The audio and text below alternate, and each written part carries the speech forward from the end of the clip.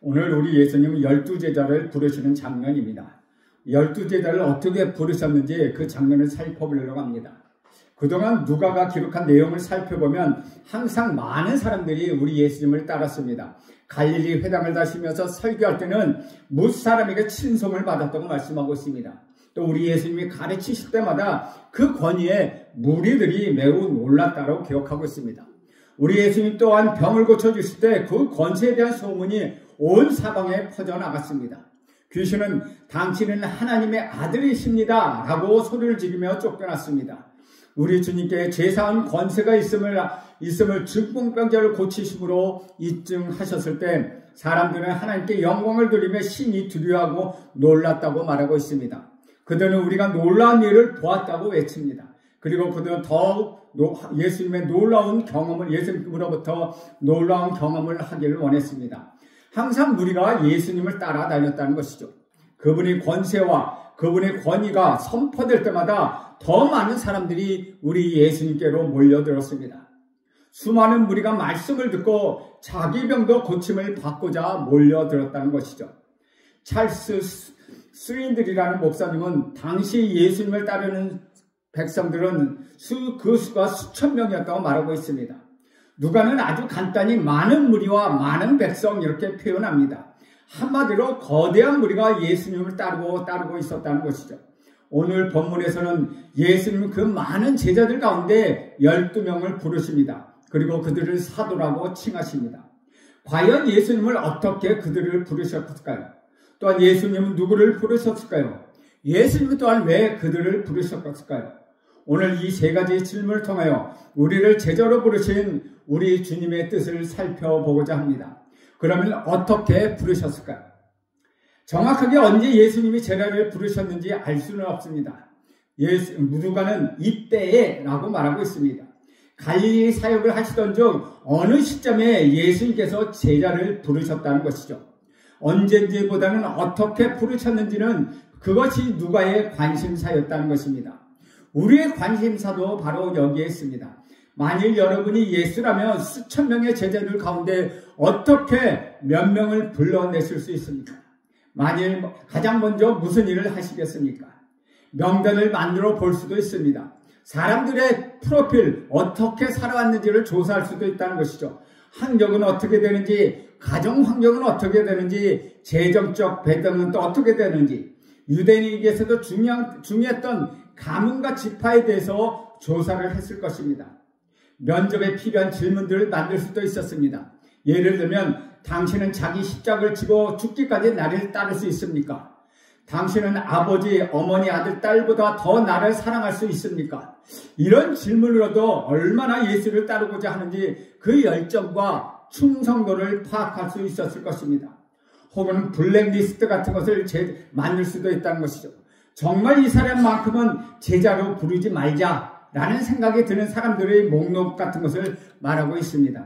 성격이 급한 사람, 불같이 성을 내는 사람, 항상 부정적인 생각을 하고 부정적인 말을 하는 사람, 의심이 많은 사람, 서로 높아지려고 싸우는 사람, 혹은 아무리 가르쳐도 이해하지 못하는 사람, 테러리스트, 매국노, 돈을 너무 좋아해서 나중에 돈 때문에 나를 팔아넘길 것 같은 사람 등 이런 사람을 뽑지 않은 것이 좋겠다 하고 블랙리스트를 만들 수 있다는 것입니다. 정말 생각만 하는 것이 수만 가지입니다. 수천 명 중에서 누구를 어떻게 불러야 할지 고민해야 한다는 것입니다. 그렇다면 우리 예수님은 어떻게 그들을 부르셨을까요? 12절에 보면 이렇게 말씀하고 있습니다. 이때에 예수께서 기도하시러 산으로 가사 밤이 새도록 하나님께 기도하시고, 12절에 보면 우리 예수님은 기도하러 산으로 가셨습니다. 왜 산으로 가셨을까요? 먼저 그 수많은 무리로부터 떨어질 수 있는 장소가 필요했습니다. 그 장소가 바로 에덴 동산 산이었기 때문입니다. 에덴 동산 아니라 겟세마네 동산 산이었기 때문입니다. 예수님은 그렇게 한적한 곳에서 종일 기도하셨습니다. 그곳에서 예수님은 아버지 하나님과 하나님 아버지와 1대1로 교제하기를 원했다는 것이죠. 하나님 앞에서 기도하기를 원했습니다. 겟세마네 동산에서 하나님 아버지의 뜻을 간구해 간절히 구했던 예수님의 모습을 여러분 기억하십니까? 예수님은 제자를 부르시기 위해 산으로 올라가셔서 아버지의 뜻을 간절히 구했던 것입니다. 또 한 가지 생각할 수 있는 것은 우리 하나님께서 최초의 이스라엘 백성을 기억하시고 애굽에서 구출하셨을 때 모세에게 나타나셨던 것이 여호와의 산 호렙산이었습니다. 여호와께서 여호와의 백성의 12지파를 이스라엘에게 하나님의 백성으로 지켜야 할 계명을 주신 것이 바로 시내산이었습니다. 우리 예수님은 새 포도주를 새 부대에 담아야 한다고 말씀하셨습니다. 이제 예수님께서 새로운 백성에게 새로운 계명을 내려주시려는 것입니다. 겟세마네에서 죽음을 앞두신 우리 예수님은 땀방울이 핏방울처럼 흘러내릴 때 너로 간절히 기도했습니다. 몇 시간 동안이나 그렇게 기도하셨습니다. 제자들을 부르시기 전에도 우리 예수님은 얼마나 기도했었는지 여러분 아십니까? 밤이 새도록 기도했다고 말씀하고 있습니다. 하룻밤을 완전히 새도록 우리 예수님이 하나님께 간절히 기도하셨습니다. 우리는 가끔 오해합니다. 우리 예수님에게는 모든 것이 쉬웠을 것이라고 생각합니다. 하나님 아버지의 큰 도움이 없어서 스스로 하나님이시기 때문에 스스로 모든 것을 아주 쉽게 하셨다는 것을 생각합니다. 하지만 그것은 큰 오해라는 것이죠. 요한의 기록에 따르면 예수님의 하시는 말씀도 예수님의 하시는 사역도 오직 하나님 아버지께서 원하시는 것을 따라 아버지 뜻대로 하셨다는 것입니다. 우리 예수님이 자의적으로 그렇게 하신 일은 아무것도 없다는 것이죠. 예수님은 하나님의 권세와 하나님의 능력을 가지고 계셨지만 철저하게 하나님 아버지를 신뢰하였습니다. 그리고 하나님 아버지만 의뢰하고 하나님 아버지만 의지하였습니다. 그것을 보여주는 확실한 증거가 바로 예수님의 기도입니다. 아무리 바쁜 사역 중이라도 산에 가셔서 이렇게 기도하셨습니다. 시중에 나온 책들 중에 이런 책이 있습니다. 나는 바쁘기 때문에 기도한다. 즉 일이 너무나도 많아서 바쁘기 때문에 실수할 줄 몰라서 혹은 그렇게 될지 모르기 때문에 하나님께 매달려서 기도한다는 것입니다. 우리도 마찬가지라는 것이죠. 바쁘지만 그 가운데서 하나님께 기도해야 한다는 것이며 바쁘면 바쁠수록 더욱 하나님께 엎드려서 기도해야 한다는 것입니다. 우리 예수님도 그 사역의 바쁜 중에 시간을 내려서 이렇게 산에 올라가 기도하셨습니다. 한때는 잔때 제자들 예수님께 기도하는 법을 가르쳐달라고 요구했었습니다. 그리고 예수님은 아버지, 하나님 아버지 이름과 하나님 나라와 하나님 뜻, 하나님의 의를 앞에 두고 온전히 하나님 뜻이 온전하게 예수님을 통하여 이 땅에 이루어지기를 간절히 기도하는 그러한 기도를 가르쳐 주셨습니다. 아버지의 뜻이 이루어지는 것이 기도의 핵심이라는 것이죠. 모든 것은 하나님의 계획대로 하나님의 뜻대로 되기 때문이라는 것입니다. 잠언은 계속해서 하나님께 모든 것이 달려있다는 사실을 강조합니다. 잠언 5장 21절은 대저 사람의 길은 여호와의 눈앞에 있나니 그가 그 사람의 모든 길을 평탄하게 하시리라. 또한 잠언 16장 2절에는 마음의 경영은 사람에게 있어도 말의 응답은 여호와께로부터 나오느니라. 잠언 16장 9절에도 사람의 마음으로 자기 길을 계획할지라도 그 걸음을 인도하시는 여호와시니라. 잠언 16장 33절에는 제비는 사람의 뽑으나 모든 일을 작정하시는 일은 여호와께 있느니라. 또 계속해서 잠언 19장 21절에는 사람의 마음에는 많은 계획이 있을지라도 오직 여호와의 뜻만이 완전히 서리라. 또한 잠언 20장 24절에는 사람의 걸음은 여호와로 말미암나니 사람이 어찌 자기 길을 알 수 있으랴 라고 말씀하고 있다는 것이죠. 또한 시편 139편 16절에는 다윗은 이렇게 고백하고 있습니다. 내 형질이 이루어지기 전에 주의 눈이 보셨으며 나를 위하여 정한 날이 하루도 되기 전에 주의 책에 다 기록되었나이다. 하나님께 모든 게 달려있다고 말하고 있습니다. 우리는 이 중요한 사실을 얼마나 자주 잊어버리고 있습니까? 예수님은 이 중대한 사실을 결코 잊지 않으셨습니다. 그래서 예수님은 제자를 부르시기 전에 밤이 새도록 하나님 아버지의 뜻을 구하는 기도를 하셨습니다. 그리고 날이 밝았고 제자들을 부르셨습니다. 수많은 제자들이 예수님의 앞에 나왔다는 것입니다. 그러면 우리 예수님은 누구를 부르셨습니까? 밤새 아버지의 뜻을 구하신 우리 예수님이 최종적으로 선택한 12사람의 이름은 14절에 언급되어 있습니다. 14절으로 보면 이렇게 이야기합니다. 베드로라고 이름을 주신 시몬과 그의 동생 안드레와 야고보와 요한과 빌립과 바돌로메와 그들이 예수님의 부름받아 산에 올라온 수많은 제자들 가운데 특별히 선택된 사람들이었습니다. 한 명 한 명 간단히 소개해드리기에 앞서 오늘 본문의 사건을 동일하게 다루고 있는 공간복음의 다른 복음서, 즉 마태복음과 마가복음에서는 우리는 똑같은 12제자의 목록을 발견할 수 있습니다. 순서의 차이가 있지만 똑같은 12사람이 세 복음서에 적혀있고 사도행전 1장에도 기록되어 있습니다. 이제 예수님은 누구를 부르셨는지 한번 살펴보도록 합니다. 먼저 베드로입니다. 베드로의 원래 이름은 시몬이었습니다. 예수님이 그를 처음 만났을 때 장차 너를 게바라 할 것이라고 말합니다. 게바는 헬라어로 번역하면, 히브리 말인 게바를 헬라어로 번역하면 베드로라는 뜻입니다. 이 뜻은 반석이라는 뜻을 가진 베드로는 어부였습니다. 그는 참으로 성격이 급한 사람이었습니다. 성경을 읽다 보면 그는 예수님과 대화 중에 항상 먼저 대답하기로 작정한 듯 보인다는 것이죠.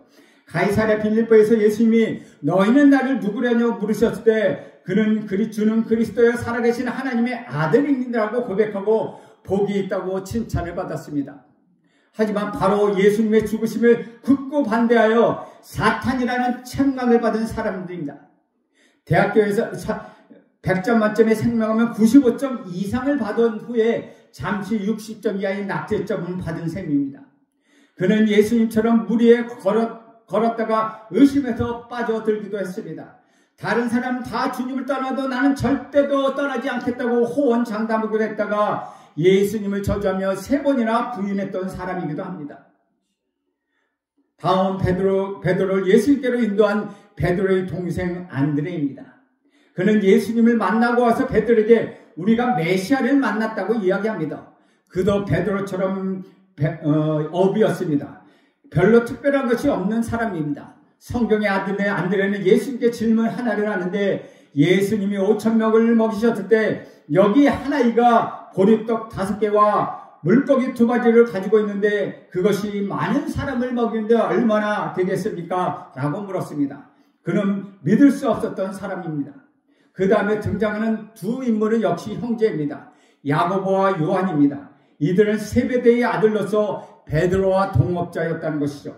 어부를 말하고 있습니다. 베드로와 그의 형제, 그의 동생 안드레와 그리고 세베대의 아들 야고보와 요한은 모두 한자리에서 예수님의 부르심을 받아 배와 그물을 버리고 예수님을 쫓았습니다.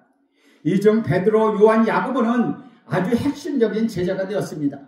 변화사사건과 몇 가지 기적은 특별히 이들에게만 보여주셨습니다. 야고보와 요한은 보아겐의 곧 우레의 아들이라는 이름을 더해 주셨습니다. 그들은 성격이 불같았다는 것이죠.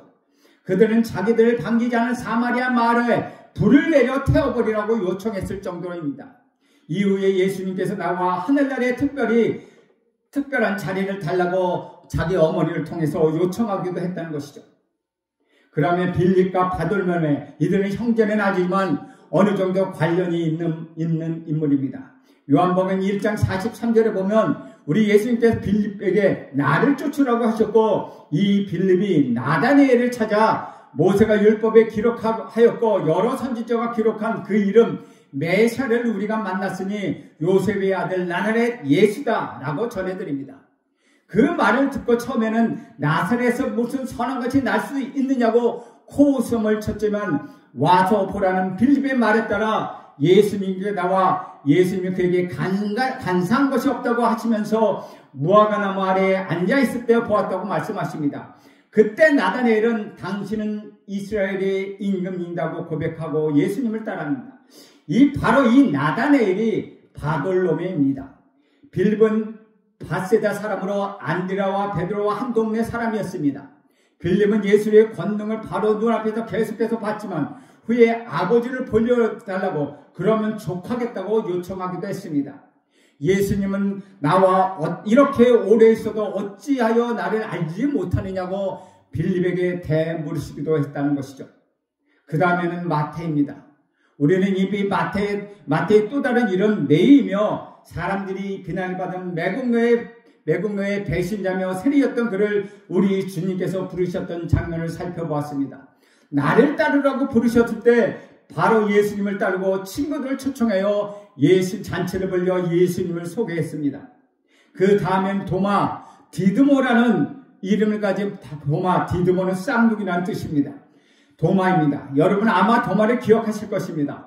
도마 하면 떠오르는 단어 무엇입니까? 의심입니다. 내 손가락을 그의 못자국에 넣어보고 창에 찔린 그곳에 넣어보지 않고는 믿지 않겠다고 말했습니다. 도마는 우리도 주와 함께 죽으러 가자 하고 외치고는 예수님이 잡히시자 도망하였습니다. 그 다음에 등장하는 것은 야고보인데 알페의 아들 야고보라고 합니다. 앞에 세베대의 아들 야고보와 요한을 구별하게 하여 알페의 아들 이름이라고 부르지만 마가복음에서는 작은 야고보라고 부르기도 합니다. 또 다른 이름은 세롯이라는 이름을 부르는 시몬입니다. 세롯이라는 것은 열심당원입니다. 한마디로 이스라엘의 정치적 독립을 추구하는 사람입니다. 그래서 이 열심당원들은 항상 자기 몸에 칼 두 자루를 가지고 다녔습니다. 물론 베드로도 열심당원 중에 한 사람이었습니다. 한마디로 이스라엘 독립을 위하여 싸우는 사람입니다. 오늘날로 말하면 독립운동가 유대인들의 말로 하면 테러리스트일 수도 있다는 것이죠. 유대 왕조가 잠시 독립했던 마카비 왕조 또는 하스몬 왕조라고 부릅니다. 하스몬 왕조가 성취한 것처럼 민족이 로마로부터 독립할 수 있었다면 테러도 자행할 수 있는 사람이 바로 이 열심당원들이었습니다. 세롯 시몬이 바로 그런 사람이었다는 것이죠. 예수님을 따르면서 과거의 생각을 정리할지 모르지만 하나님과 이스라엘 민족에 대한 열정이 대단한 사람들이었습니다. 마태복음에는 그를 가나안인이라고 소개하기도 합니다. 마지막 인물은 바로 가룟 사람 유다입니다. 누가는 예수님을 팔게 될 가룟 유다라고 소개합니다. 가룟은 유다의 지역 이름입니다. 유다는 바로 가이롯이라는 지역 출신입니다. 유다는 예수님을 제자들 중 돈꾀를 맡은 사람으로 일하면서 돈을 사랑하는 탐욕을 여기저기서 보여주었습니다. 결국 예수님은 노예 한 사람의 값인 은 30에 팔아넘기기까지 하였습니다. 예수님께는 그가 차라리 나지 않았으면 좋을 뻔하였다고 말씀하셨습니다. 지금까지 우리는 12제자에 대하여 알아봤습니다.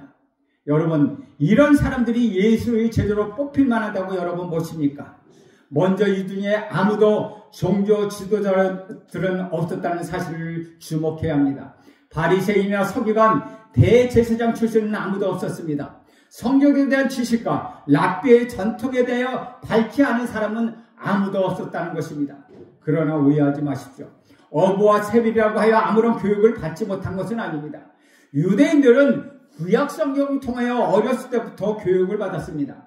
베드로가 베드로전서를 기록한 것만 봐도 우리는 그가 읽고 쓰는 줄 알고 구약 성경을 잘 알고 있었던 사람이라는 것을 알 수 있습니다. 하지만 그는 그 당시 문화와 그 당시의 학문을 배운 사람은 아니었다는 것이죠. 사도행전에서 나오는 종교 지도자들이 이들은 학문이 없는 범인으로 알았던 것도 이상한 일이 아니라는 것이죠. 그리 대단한 사람이 아니었습니다. 그들은 지극히 평범한 사람들이었습니다. 복음서에 나오는 12명의 사도들은 항상 예수님의 가르침을 바로 이해하지 못했습니다. 예수님은 여러 번 그들을 책망하였습니다. 아직도 너희에게 깨달음이 없느냐? 어찌하여 알지 못하느냐? 또한 그들의 믿음이 연약한 것을 책망하기도 하였습니다. 예수님 여러분 그들에게 믿음이 적은 자라고 책망하십니다. 누가복음 24장에는 예수님이 그들을 미련하고 선지자들이 말한 모든 것을 마음에 더듬 믿는 자들이라고 부르기도 하셨습니다. 내가 얼마나 너희에게 참으리요? 라고까지 책망하셨습니다. 또한 그들 중 종종 누가 크냐고 다투었습니다.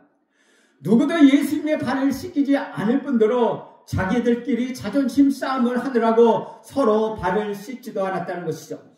예수님이 잡히시던 날 밤에 모두가 예수님을 떠나버렸습니다. 어떻게 이 12를 부르실 수가 있습니까? 미련하고 이해도 적고 종종 싸우고 부족한 사람들이었습니다. 혹시 여러분 이렇게 생각하지 않으셨습니까? 수천 명의 제자 중에 하필이면 이런 사람들, 이보다 더 괜찮은 사람이 있었을 텐데 왜 이런 사람을 뽑았을까? 더 성격이 은순하고 더 출신이 괜찮은 사람, 배경이 좋은 사람, 배운 것이 더 많고 믿음이 큰 사람은 없었을까? 믿음이 크다고 칭찬받았던 자들이 있지 않았을까? 재산이 있었던 사람은 또 있지 않았을까? 그런데 왜 이 12리가 말인가? 라고 여러분 그렇게 하나님 예수께 말할 수도 있다는 것입니다. 그런데 한춘 석사는 이렇게 말합니다. 그리스도인들은 자의자들의 연약함을 알게 되도록 하나님이 그들을 은혜로 선택하셨음을 더욱 명백히 알 수 있다. 하나님의 은혜는 성도들의 유효성에 손상을 가할 수 있는 어떤 인간적인 기질도 극복할 수 있다. 하나님의 은혜는 무서울 정도로 부패시키는 죄악으로부터 극복할 수 있다. 하나님의 은혜와 사랑을 받을 자격이 없는 자들이 무가치성을 깨닫는 성도들은 하나님이 그들을 위하여 그들을 통하여 무엇을 하시는지 경험할 수 있는 가장 좋은 위치에 있다. 다시 말하면 우리 예수님의 은혜로 그들을 선택하셨다는 것입니다. 그들이 위대해서가 아니라 위대하신 하나님의 은혜와 하나님의 능력으로 그들을 통하여 하나님의 뜻을 이루길 원하셨다는 것이죠. 다시 말하면 인간의 힘은 조금도 아닌 오직 하나님의 은혜로만 하나님의 뜻을 이루기를 원하셨다는 것입니다. 사랑하는 여러분, 우리는 이 이야기의 끝을 잘 알고 있습니다. 12명의 제자들 가운데 사도들 가운데 가룟 유다를 제하고 11명이 그리스도의 사역을 이어받아 하나님의 복음을 전파하였습니다. 그리고 그 영향력은 오늘날까지 미치게 되었고 우리 또한 예수를 믿게 되었다는 것이죠.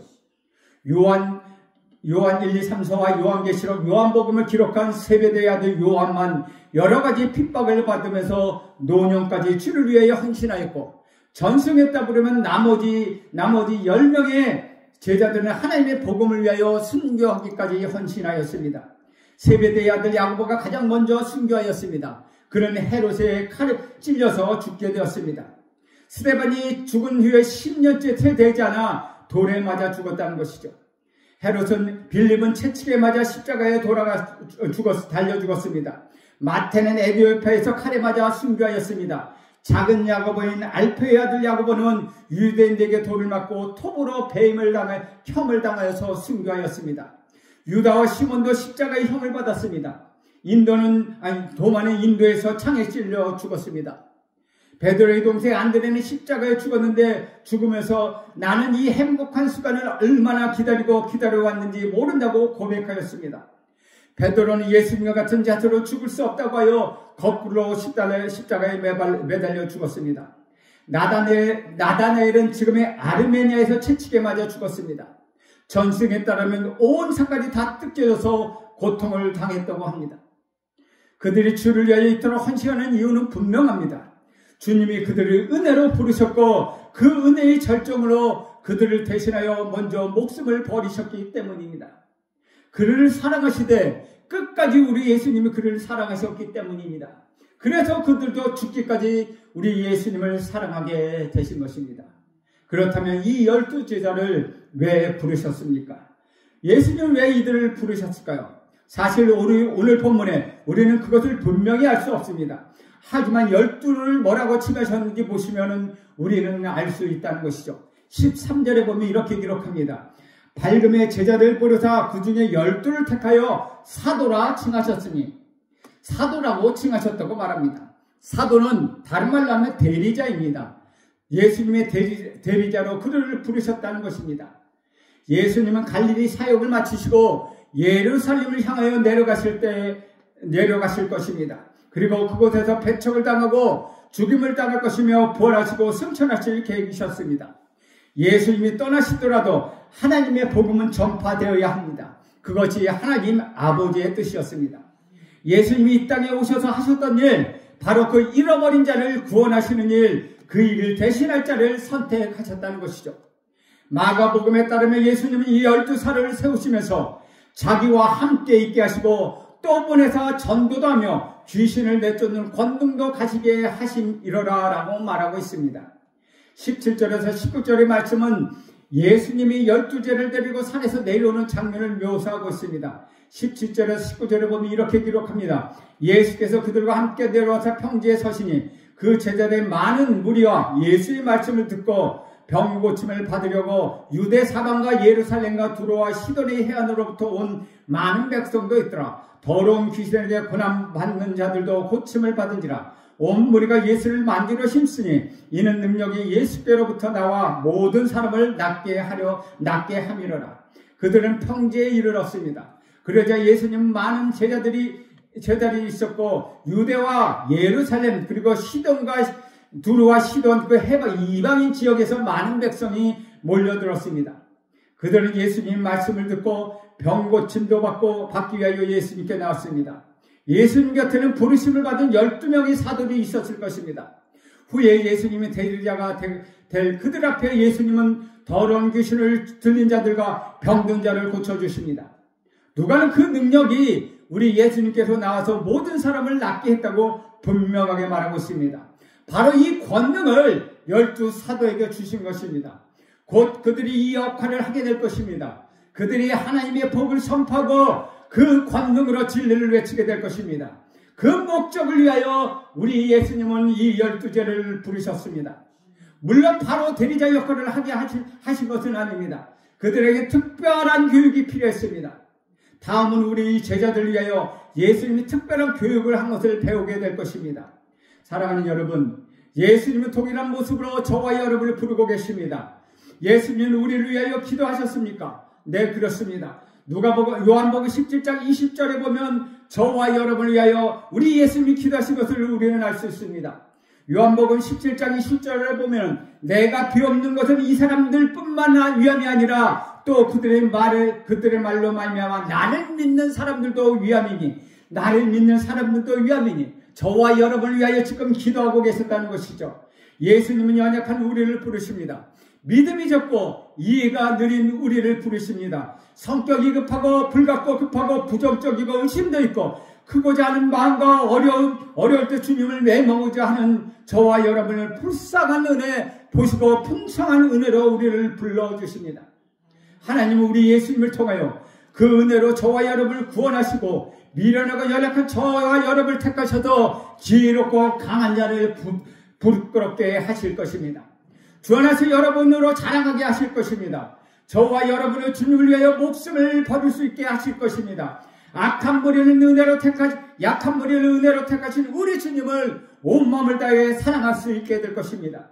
예수님 우리를 부르시기 위하여 먼저 우리를 위해 끝까지 사랑하시고 자기 자신의 목숨을 버리셨기 때문입니다. 그가 먼저, 우리 예수님 먼저 저와 여러분을 죽기까지 사랑하셨기 때문이라는 것입니다. 주 안에서 사랑하는 여러분, 주님이 예수님을 부르신 목적, 여러분을 부르신 목적 동일합니다.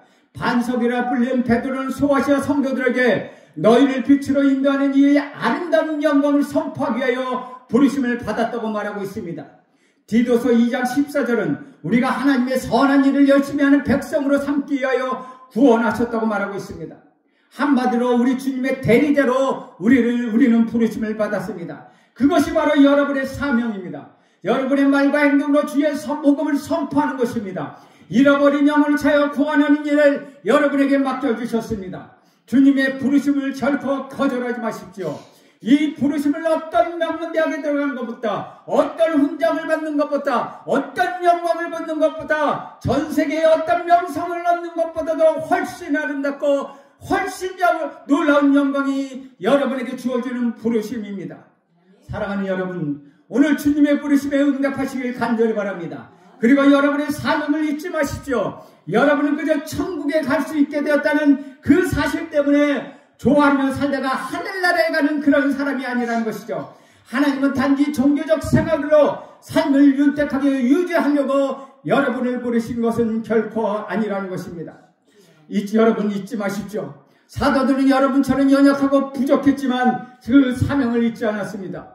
자기의 목숨을 내놓더라도 사명만을 지켜냈습니다. 여러분에게 주어진 사명을 잊지 마십시오. 여러분은 그리스도의 간절한 기도로 우리 주님의 풍성한 은혜를 통하여 잃어버린 자를 구원하는 대리자로 부르심을 받았습니다. 여러분 이 사실을 잊지 마십시오. 우리 구주 예수 그리스도께서 죽기까지 십자가에서 여러분에 대한 사랑을 선포하셨습니다. 그러면 여러분들 그분의 사랑에 충성하며 그분에 대한 사랑을 십창에 선포하는 것, 그것이 마땅하지 않겠습니까? 여러분, 주님이 주신 사명 잊지 말고 그 풍성한 은혜에 잠겨 저와 여러분도 우리 주님이 주신 그 대리자 사명을 잘 감당하는 저와 여러분에게 간절히 소원합니다. 기도하겠습니다. 하나님 아버지, 제자들 어떻게 부르셨고 무엇 때문에 부르셨고 왜 부르셨는지를 알게 되었습니다. 주님, 우리를 부르셨던 것 우리도 연약하고 부족합니다. 주님, 우리도 주님의 은혜로 부르심을 받았습니다. 주님의 대리자로 사명을 받았습니다. 하나님, 이것을 잊지 않게 하시고 우리 사명을 잘 감당하게 하옵소서. 예수님의 이름으로 기도합니다. 아멘. 찬송가 427장 합니다. 찬송가 427장.